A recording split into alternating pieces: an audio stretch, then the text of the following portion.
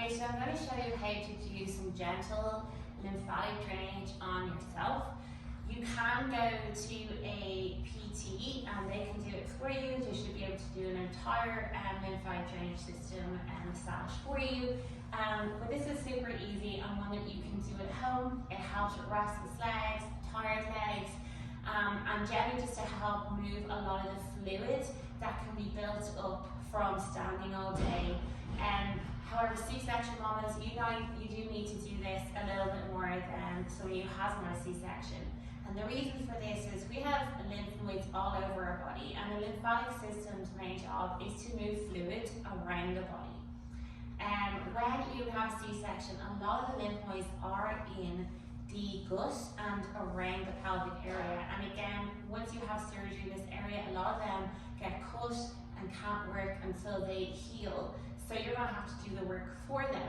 So a lot of fluid, water can build up around the scar tissue, down around the pelvic area and down into the legs. So this will just help you to move and flush off a lot of that swelling and fluid. Only do this if you are cleared by your doctor, you don't have any wound that's leaking or pulsing, and you want to be cleared by your doctor to be able to go and do movements. So you want to be at least 8 weeks postpartum from your C-section to start doing this work. You also can do this every second day as part of your rehab work. So the order in which you do this is super important. So what you need to do is we need to do your diaphragmatic breathing first. That is super important. So I would recommend doing the lymphatic drainage after you do your diaphragmatic rehab work. If you haven't done that, then you're going to do 2 to 3 minutes of that first, and then we'll go into the second step, which I'm going to show you now. Again, lymphatic drainage is amazing, and I'm going to show you how to do it. It's super easy, okay? So we're going to come down onto the mat and we're going to lie on our back. So if you're newly C-section, I want you to always be careful of how you get down to the floor. You don't want to put any extra pressure on that area. And we're going to lie on our back. Okay, so like I said, we're going to do 2 minutes of diaphragmatic breathing.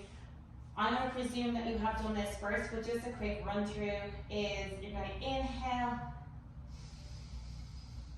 expand the belly, exhale, engage the pelvic floor nice and slowly. Nice big inhale again. And exhale. Engage pelvic floor. Okay, this is actually a great opportunity to relax. I would set some candles up, have some nice music playing, close your eyes. This will really help you to relax, de-stress. Maybe you'll get a 10-minute break away from all the wetness. So you've done your diaphragmatic breathing for 2 to 3 minutes. And like I said, you can do it sitting up or you can do it lying on the floor. Now, the second step, which is super important, is we need to empty the groin so that we have somewhere to put the fluid. So what do I mean by empty the groin? Okay, well, there's some massive lymph nodes in the groin area, so just think around your neckline. There's also some really big ones underneath your kneecap, and I'll show you that in a sec. So what we're going to do is we're going to do a really gentle scooping massage to clear the groin so that there is room for the swelling from your scar area to go into, so then it can be drained out of the body. So another tip as well is as we are pushing the stuff away from the groin, it is going to go towards your heart. So if you do have any heart issues, you should ask a doctor before doing these, okay? So other than that, it doesn't affect anyone else's heart, but if you have any heart-related issues, check with your doctor first, okay? So I will show you on this leg, so it's closer to the camera. So you're going to lie one leg down. You can do it if that's too uncomfortable, but it's better to do it one leg down. So you're going to get the palm of your hand, and we're going to gently, so remember, this is not a deep massage, this is a very gentle touch. And what we're going to do is we're going to scoop up the knicker line and towards the heart.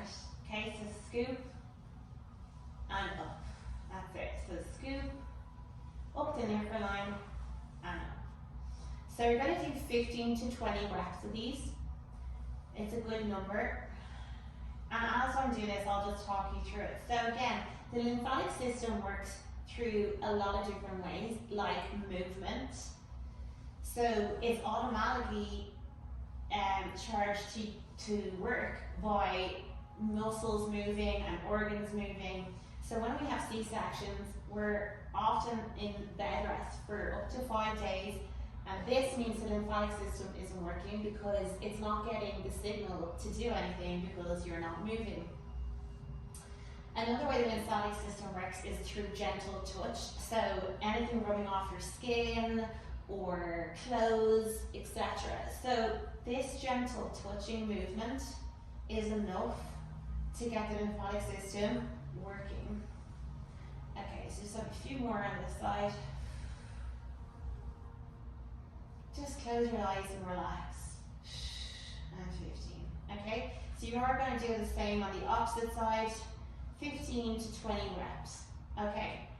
Now we're going to get rid of the swelling around your scar. So I didn't have a C-section, but I've been around enough of them. So I would pull your leggings down. Okay, so what you want to do is we're going to do the part from your scar down, so underneath the scar. So what you want to do is you want to go from the scar and down into the groin. Okay, so across and down. Okay, so think that way. Okay, so again, 15 on the right. So sometimes you'll likely feel the fluid leaving. And push it down. Good. Across. And down. So you're going to do 15 on the right, and then you're going to do 15 on the left. Again, out, and then push it down. Okay, so we've done that. Now we're going to do the fluid that is above your scar. So what, same movement, except you're going to go across and then up towards the heart. So out, across, and up. Out, across, and up. Again, you're not doing any pressure. This is a super gentle movement, just above the scar. Okay, so 15 on the right and 15 on the left. Okay, so that's going to help the lymphatic drainage all around the groin and your scar. Now we can also do, if you have swelling all around the upper parts of your legs and into your legs, again from not walking around or moving, this is totally common with C-sections. You're just going to do some really gentle pushing motions up the legs. So remember, I told you there is that fluid drainage system in the groin.